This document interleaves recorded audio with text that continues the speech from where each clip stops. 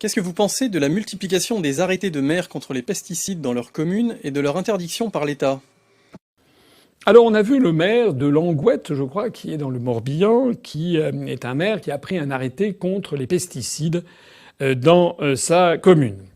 Ça a fait un scandale. La préfète s'en est mêlée, a interdit cet arrêté, parce que les préfets, je le rappelle à ceux qui auraient des connaissances lacunaires du droit administratif, depuis les lois de décentralisation de 1982, désormais les communes et les collectivités locales s'administrent librement. Jusqu'en 1982, nous avions un système dit jacobin centralisé, où les arrêtés municipaux des maires, par exemple, devaient obtenir le feu vert, l'autorisation du préfet. S'ils ne l'obtenaient pas, ils ne pouvaient pas le publier. Désormais, c'est un contrôle a posteriori, c'est-à-dire les maires peuvent publier des arrêtés, mais cet arrêté doit être ensuite transmis à la préfecture qui doit le valider uniquement au regard du droit. Auparavant, le préfet avait un regard en opportunité. Désormais, c'est fini. C'est uniquement au regard des lois existantes.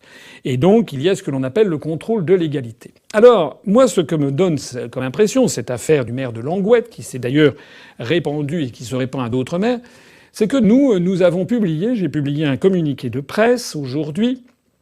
Nous avons attiré l'attention de tous les observateurs sur le fait que cette affaire n'est pas nouvelle et que nous en avons apporté la preuve, puisque nous avons un maire, UPR, Antoine Duburc, que je connais bien, qui est un ami, qui est quelqu'un qui m'a parrainé pour l'élection présidentielle, qui est le maire d'un petit village de montagne à 800 mètres d'altitude, dans le département magnifique de l'Ariège, dans les Pyrénées.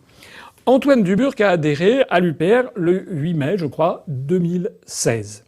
Quelques semaines après, le 29 juin 2016, ça n'a pas de rapport, hein, mais il se trouve que c'est la chronologie des événements, le 29 juin 2016, il a pris un arrêté municipal pour interdire sur l'ensemble de sa commune, qui est la commune de Balasset, en Ariège, l'utilisation de tous les produits phytosanitaires, que ce soit à titre d'entreprise professionnelle ou à titre privé, et quels que soient les pesticides utilisés.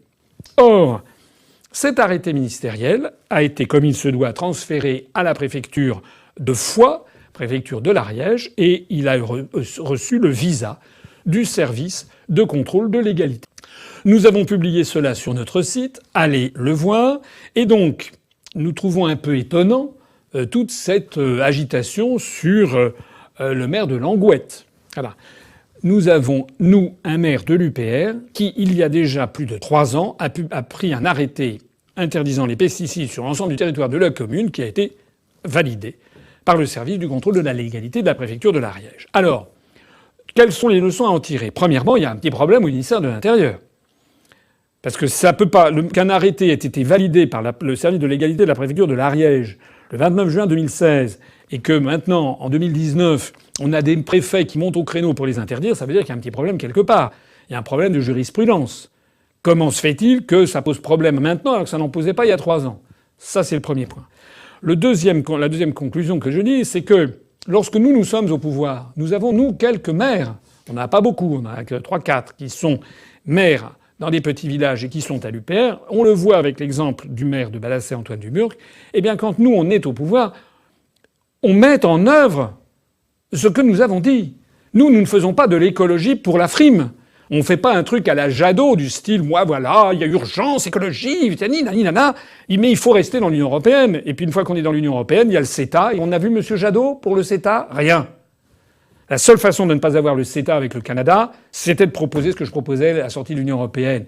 Quand est-ce que les électeurs vont comprendre que la façon dont ils se font enfumer, c'est parce qu'ils croient les bonnes paroles sans vérifier ce qu'il y a derrière? Faut-il que je rappelle cet adage qui a été posé par le grand sage chinois, Maître Kong, Confucius, en moins 500 avant Jésus-Christ, qui disait « Écoutez les paroles, mais observez les actes ». Écoutez les paroles, mais observez les actes.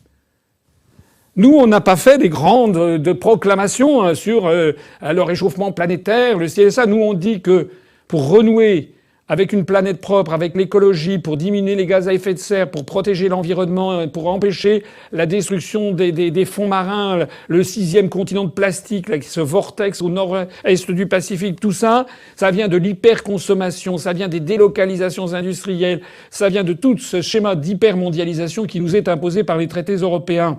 Et donc, la première chose à faire, la chose la plus fondamentale, sans quoi tout le reste, c'est littérature, c'est d'abord de récupérer notre souveraineté, notre indépendance nationale, de mettre un terme aux délocalisations, de favoriser la production locale, de favoriser la réindustrialisation en France, de favoriser la permaculture, les productions agricoles locales, pour empêcher justement cette consommation délirante d'énergie, cette consommation délirante de frais de transport, de produits, d'emballage, etc., etc. Et nous, sur l'affaire, c'est également la seule façon de lutter contre l'hyper-industrialisation de l'agriculture, pour avoir une agriculture raisonnée, qui utilise peu, voire pas du tout de produits phytosanitaires, qui s'oriente de plus en plus vers des cultures agricoles respectueuses de l'environnement, éventuellement des cultures bio. C'est ça que nous disons. Et pour cela, il faut sortir de la logique ultra-libérale et de mondialisatrice posée par les traités européens. Voilà. Et nous prouvons en marchant, puisque lorsque nous avons un maire qui est à l'UPR, eh bien, il interdit les pesticides. Au même moment, vous avez Macron qui, maintenant, nous l'a fait plus écolo que moi, tu meurs. Il est encore en train d'enfumer la population et au même moment qu'il prétend être le grand défenseur de l'environnement, il soutient en sous-main le projet de Montagne d'Or en Guyane et en même temps, il lance ses préfets à l'assaut des maires qui osent prendre des arrêtés contre les pesticides. Voilà la réalité. Il faut que les Français jugent non pas sur les paroles, mais sur les actes. Lorsque nous serons arrivés au pouvoir, nous clarifierons d'ailleurs cette situation et nous donnerons au maire, le premier magistrat de chaque ville, ce pouvoir sans ambiguïté qui est d'abord et avant tout d'assurer la protection sanitaire et le bien-être sanitaire de la population. Ça n'est quand même pas à un préfet ou une préfète de passage pendant 2 ans et qui va être en Ariège et puis après dans le Morbihan et puis après va être nommé en Haute-Saône et puis après va être nommé dans la Nièvre, ça n'est pas à un fonctionnaire d'État qui n'est pas sur place de décider à la place d'un maire s'il veut ou pas que les personnes qui vivent dans sa municipalité, dans sa commune, soient sujets éventuellement à l'émanation de pesticides, à des produits phytosanitaires qui peuvent s'infiltrer dans les nappes phréatiques et j'en passe. Nous clarifierons la législation en la matière si nécessaire. Mais en tout cas, je voulais prendre appui sur cette affaire pour bien attirer l'attention de toutes les personnes qui m'écoutent sur le fait, j'y reviens, écoutez les paroles, observez les actes. À l'UPR, nous, on avait 3 ans d'avance sur le maire de Langouette.